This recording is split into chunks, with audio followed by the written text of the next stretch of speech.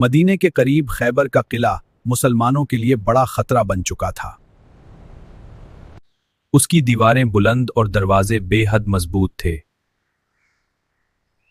मुसलमान कई दिनों से उसे फतह करने की कोशिश कर रहे थे, मगर हर कोशिश के बावजूद कामयाबी हासिल नहीं हो रही थी। तब रसूल अकरम सल्लल्लाहु अलैहि वसल्लम ने एक अजीम ऐलान फरमाया। आप सल्लल्लाहु अलैहि वसल्लम ने फरमाया, कल झंडा उस शख्स को दूंगा जो अल्लाह और उसके रसूल से मोहब्बत करता है, और अल्लाह और उसका रसूल भी उससे मोहब्बत करते हैं। सुहाबा सारी रात उसी सोच में रहे कि ये सआदत किसे मिलेगी। अगली सुबह सबकी नजरें हुजूर सल्लल्लाहु अलैहि वसल्लम पर थीं। आप सल्लल्लाहु अलैहि वसल्लम ने फरमाया, अली कहां हैं? अर्ज किया गया कि उनकी आंखों में तकलीफ है। हुजूर सल्लल्लाहु अलैहि वसल्लम ने अपने मुबारक हाथ से मसा फरमाया और फौरन शिफा अता हुई। फिर झंडा हजरत अली के हाथ में दे दिया गया।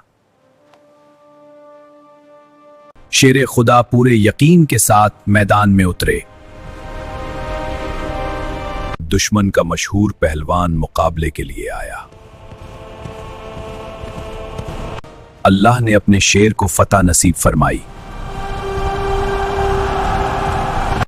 फिर वो लम्हा आया जो तारीख में हमेशा याद रखा गया। हजरत अली ने अल्लाह पर कामिल भरोसा किया और खैबर के भारी दरवाजे को अपनी ताकत से उखाड़ दिया। फिर उसे ढाल के तौर पर इस्तेमाल किया। दुश्मन घबराकर पीछे हट गया। इस तरह किले के दरवाजे खुल गए और मुसलमानों को अजीम कामयाबी हासिल हुई। बाद में कई सहाबा ने मिलकर वो दरवाजा उठाने की कोशिश की, मगर वो उसे हिला भी ना सके। लेकिन हजरत अली के दिल में गुरूर का नाम ना था। वो जानते थे कि असल मदद अल्लाह की तरफ से है। ये वाकया ईमान की ताकत का रोशन सबूत है।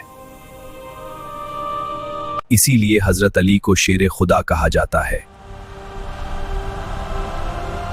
ये हमें सिखाता है कि सच्ची ताकत ईमान, यकीन और आजिज़ी में है।